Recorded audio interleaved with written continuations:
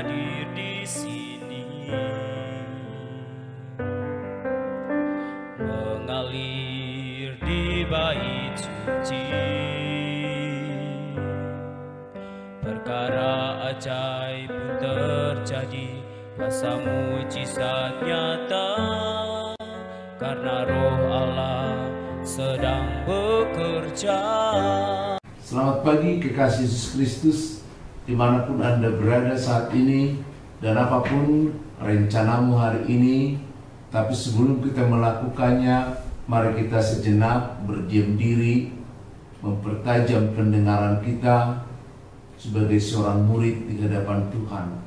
Karena mempertajam pendengaran ini sangat dibutuhkan apabila kita mau berurusan menyatu bersama dengan Roh Kudus, sehingga dibutuhkan pelatihan bagaimana mendengar suaranya. Mungkin kita telah bertahun-tahun tidak begitu memperhatikan Roh Kudus, sehingga kita sulit memahami mendengar suaranya. Bagaikan parang, setajam apapun, kalau bertahun-tahun tidak pernah digunakan, bahkan dibiarkan di tempat yang basah, sehingga akan berkarat dan begitu buruknya, maka tidak akan mungkin dapat digunakan. Sekalipun parang itu terbuat dari besi yang sangat baik mutunya, tapi karena pembiaran dan karena tempat yang tidak baik, maka parang itu sama sekali tidak dapat digunakan. Tapi dengan mengasahnya kembali, dengan memperbaikinya kembali, dengan kembali kepada Tuhan, maka telinga kita akan kembali dilatih sebagaimana mestinya. Demikian yang kami kutip dari Yesaya 50 ayat yang keempat, yang juga berkenaan telah kami persiapkan untuk sapaan rohani kita, karena kita akan berbicara masalah Roh Kudus. Dan itu kalau tidak diasah pendengarannya, kita hanya mendapatkan pengetahuan, tapi tidak dengan pengalaman dengan Roh Kudus. Saudara-saudara, kita telah meninggalkan PSBB secara perlahan-lahan. Jalan-jalan telah mulai macet, kegiatan di mana-mana telah mulai menggeliat, dan tentu rumah juga sudah semakin kosong karena sudah ditinggalkan. Tapi pengalaman 3 bulan ini, walaupun terasa pahit, ada banyak hikmatnya. Ketika kita selama 3 bulan ini boleh membangun norma yang baru, etika yang baru, yakni membiasakan untuk duduk berada dengan jarak tertentu, sehingga kita tidak terkontaminasi, tidak menyebarkan, dan tidak terjangkit oleh virus corona ini. Demikian juga dengan penggunaan masker, apalagi keluar rumah, adalah merupakan etika yang sangat baik. Selain sopan, juga sangat membantu kesehatan kita. Selain menjemburkan virus atau luda, juga menutup debu yang akan masuk ke dalam paru-paru kita melalui mulut dan hidung. Jadi serba baik sebenarnya. Apalagi dengan kebiasaan mencuci tangan, apalagi dengan sanitizer atau dengan sabun, itu akan membiasakan kita, apalagi anak-anak, menjadi hidup tertib, hidup bersih, dan lain sebagainya. Mari kita pertahankan etika, norma yang baru ini, sekalipun kita akan meninggalkan PSBB yang sudah 3 tahun seperti membelenggu kita. Tapi anak-anak murid yang masih stay at home, belajarlah dari rumah dengan setia, menggunakan TVRI, menggunakan RI, Radio Republik Indonesia, dan dengan belajar yang lain, supaya kita semakin lebih baik lagi dari sebelumnya. Kalau minggu yang lalu kita belajar tentang Roh Kudus, ternyata adalah Allah itu sendiri. Dan minggu ini kita mulai melihat bagaimana peranan Roh Kudus di antara orang-orang percaya. Dan kemarin juga kita berbicara kalau Roh Kudus itu merupakan pribadi yang bergerak bekerja dengan Paulus dan Silas, sehingga menghalangi jalan mereka ke Bitinia, karena tadinya mereka akan memberitakan Injil ke Bitinia, tapi dengan Roh Kudus mengarahkan mereka menjadi memberitakan Injil ke Makedonia. Roh itu tidak nampak, Tapi kalau hati kita terbuka kepada Tuhan, maka roh itu akan menjadi nyata dalam hidup kita. Sulit menggambarkannya, tapi indah mengalaminya. Mari kita melihat dari Roma 6 ayat 28. Roma 8 ayat 26 mengatakan, mari kita nikmati pagi ini kalau Roh Kudus membantu kita dalam kelemahan kita. Roh Kudus membantu kita dalam kelemahan kita. Dari Roma 8 ayat 26 demikian firman Tuhan. Demikian juga Roh membantu kita dalam kelemahan kita. Sebab kita tidak tahu bagaimana seharusnya berdoa. Tetapi Roh sendiri berdoa untuk kita kepada Allah dengan keluhan-keluhan yang tidak terucapkan. Memang tidak ada orang yang tahu berdoa.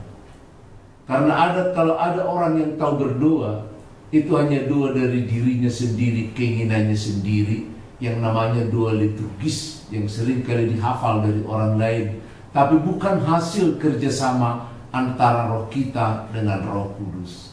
Karena kalau roh kita bekerja sama dengan Roh Kudus, maka akan dilahirkan doa-doa yang berbeda dari doa yang kita ucapkan, yang sifatnya liturgis, yang sifatnya hafalan dan meniru orang-orang yang lain. Saudara-saudara, dikatakan demikianlah Roh Kudus membantu kita dalam kelemahan kita. Banyak hal yang kurang kita pahami saat kita menyatu dengan Allah melalui kuasa Roh Kudusnya. Tapi syarat untuk menyatu itu harus kita pahami juga.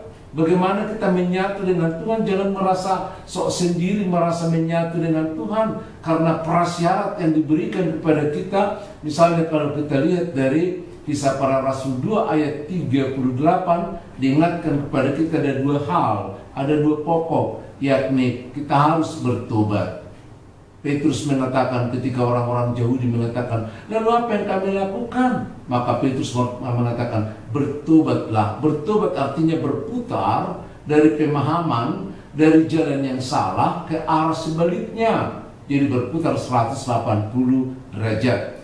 Kalau kemarin, kalau 50 hari yang lalu, bangsa Israel menyalibkan Yesus karena mereka tidak menerima keilahiannya, tidak menerima apa yang dilakukannya, tidak menerima gagasan yang dibawa oleh Tuhan Yesus, maka mereka mengandalkan diri mereka sampai mereka menyalibkan, bahkan menerima karma atau murka dari situ. Karena Pilatus mengatakan, aku tidak tanggung jawab dengan penyalipan orang ini. Ini akan ditumpahkan kepada kalian. Lalu orang itu menjawab, kami akan menerima mukanya sampai anak-anak kami. Tapi Petrus mengatakan, bertobatlah artinya menerima Kristus, menerima Yesus di dalam hatinya. Menerima artinya menerima bahwa Yesus itu adalah firman Allah yang menjadi manusia. Yohanes 1 ayat yang pertama dan ayat yang ke-14. Bahwa dia sudah ada sejak dari dahulu kala ada di pangkuan Bapa. Dan dia keluar dari Bapa menjadi manusia. Yang berikutnya, kita harus mengakui, menyatakan diri, bahkan menyerahkan diri, kalau Allah yang menjadi manusia dalam Yesus Kristus itu mati untuk menebus dosaku, gitu ya.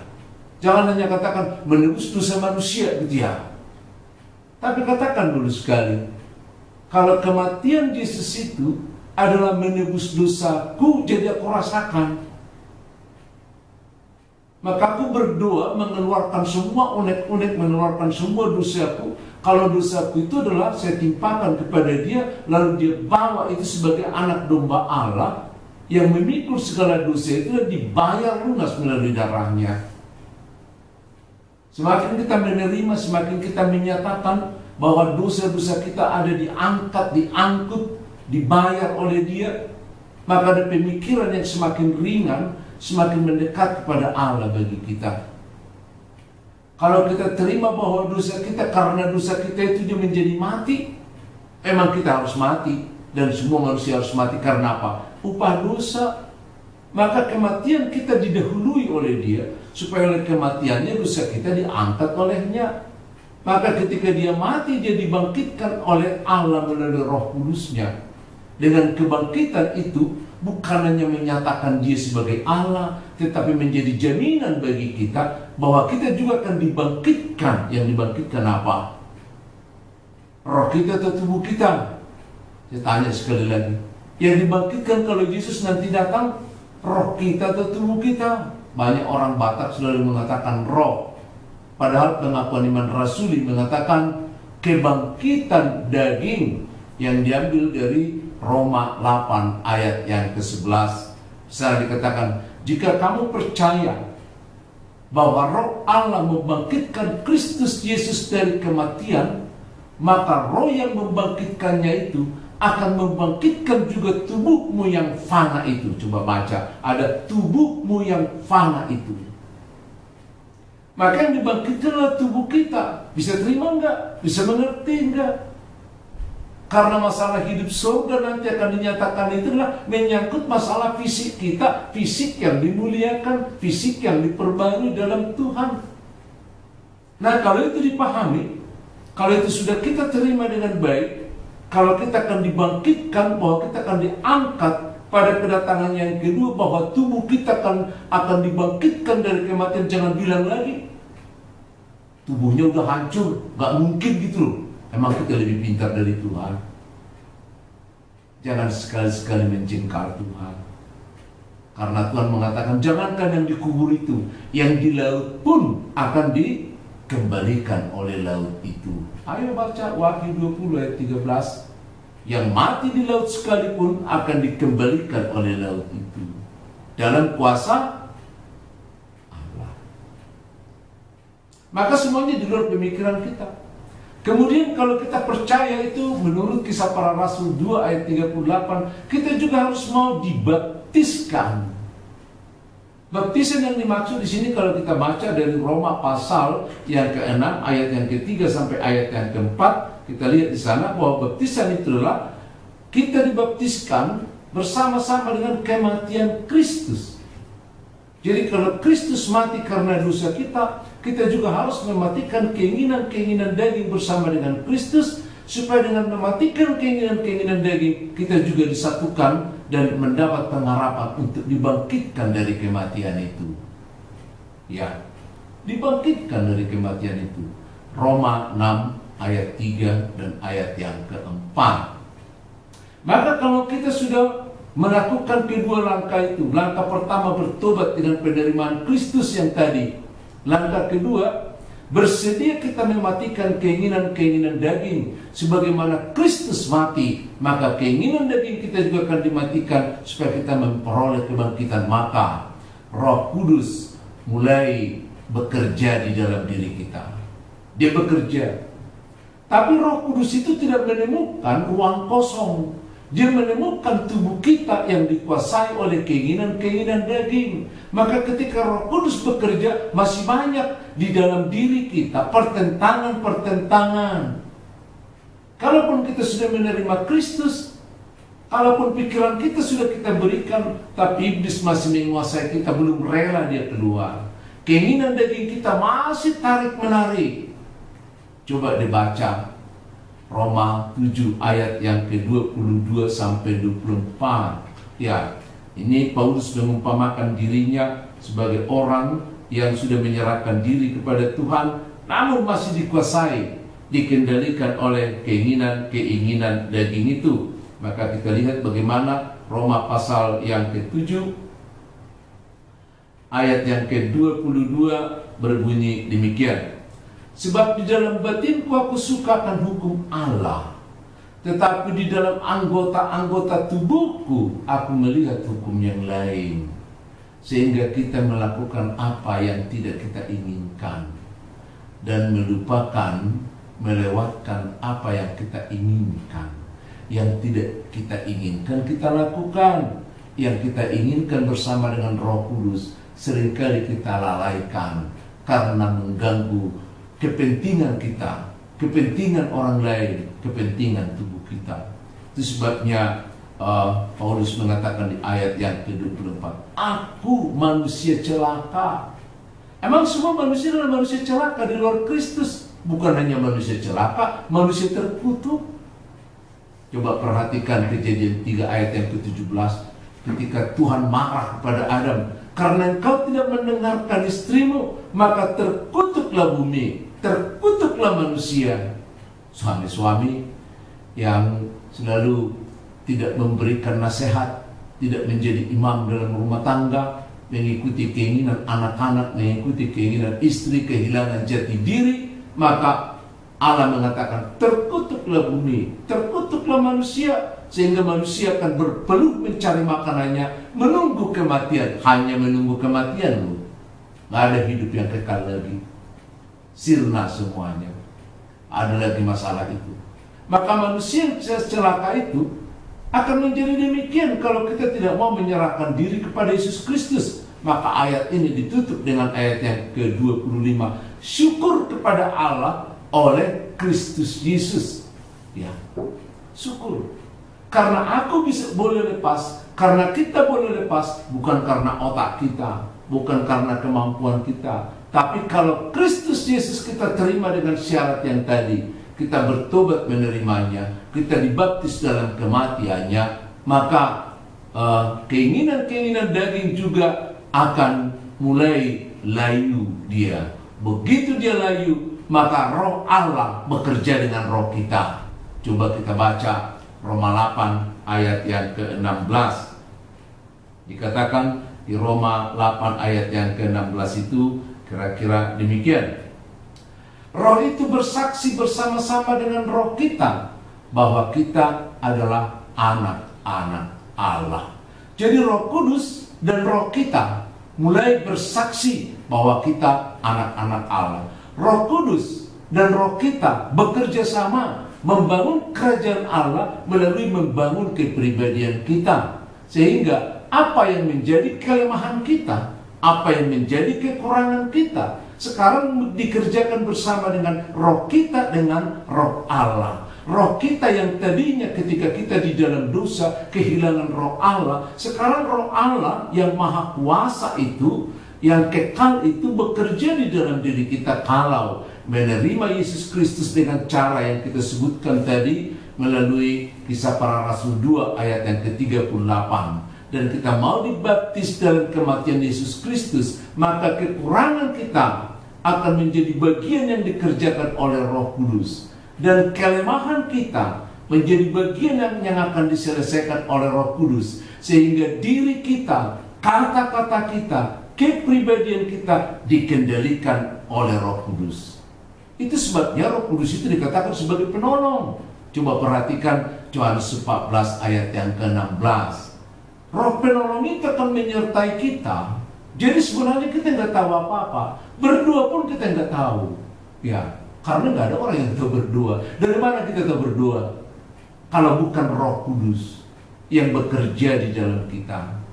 Ya, jadi dengan menerima Yesus Kristus, dengan menerima kita mati dalam daging bersama-sama dengan Kristus, membiarkan Roh Kudus bekerja dengan kita sehingga segala sesuatunya menjadi di-drive, di-steer oleh Roh Kudus itu, sampai kata-kata kita pun akan diarahkan. Pernah nggak mendengar seseorang yang diarahkan kata-katanya oleh Roh Allah? Saya melihat di Bilangan 23 ayat yang ke-5, ada seorang Bileam yang ingin mengutuki bangsa Israel. Dia digaji oleh Balak supaya mengutuki bangsa Israel yang akan melewati daerah mereka. Tapi Tuhan bekerja kepada Bileam sehingga kata-kata murka, kata-kata kutuk diubah menjadi berkat. Dia taruh di mulutnya. Coba perhatikan Bilangan 23 ayat yang ke-5.